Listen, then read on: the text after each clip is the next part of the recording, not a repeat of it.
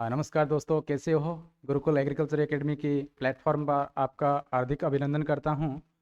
और हमारा 1 फरवरी 2026 से बैच प्रारंभ हो गया है जेड का। तो जिस भी कैंडिडेट या स्टूडेंट को ऑनलाइन और ऑफलाइन दोनों अगर ज्वाइन करना हो तो गुरुकुल एग्रीकल्चर एकेडमी की प्लेटफॉर्म पर ज़रूर एक बार आएँ आप। तो आज कुछ बायोलॉजी के बारे में मैं आपको चर्चा करके बता रहा हूँ कि कुछ स्टूडेंट मानते हैं कि बायोलॉजी बहुत बड़ी है।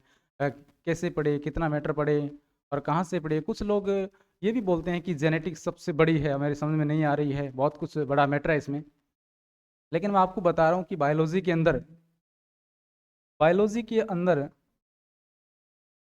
हम जेनेटिक्स की बात करें तो जेनेटिक्स बहुत बड़ा टॉपिक नहीं है।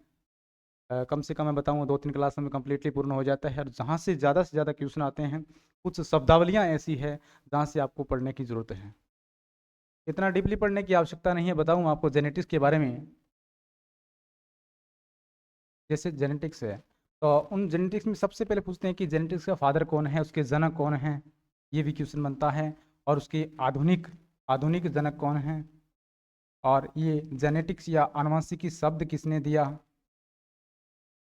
इसके अलावा जीन की अवधारणा किसने दी। और कारक या फैक्टर किसने कहा। कारक या फैक्टर किसने कहा। इसके अलावा टेस्ट क्रॉस हैं या बैक क्रॉस है या फिनोटाइप है,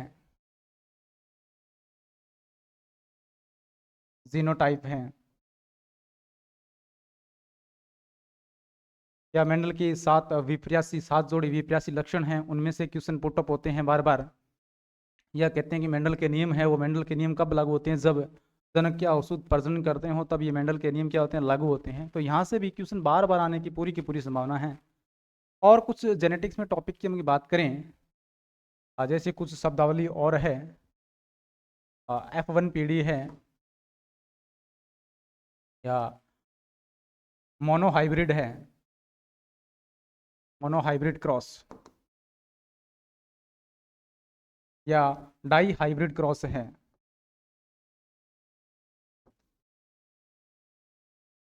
यहाँ से भी जेट में बार बार क्वेश्चन बनते हैं, बार बार क्वेश्चन।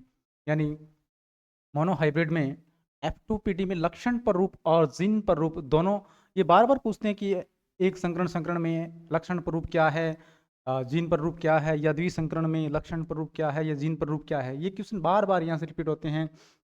जीन की संकल्पना किसने दी, या उसके जनक कौन है, आधुनिक कौन है, शब्द किसने दिया, टेस्ट क्रॉस क्या है, बैक क्रॉस क्या है। ये बार बार अपने को क्वेश्चन क्या होते हैं, रिपीट होते हैं। इसके अलावा बात करें जैसे गुणसूत्र विकार हैं,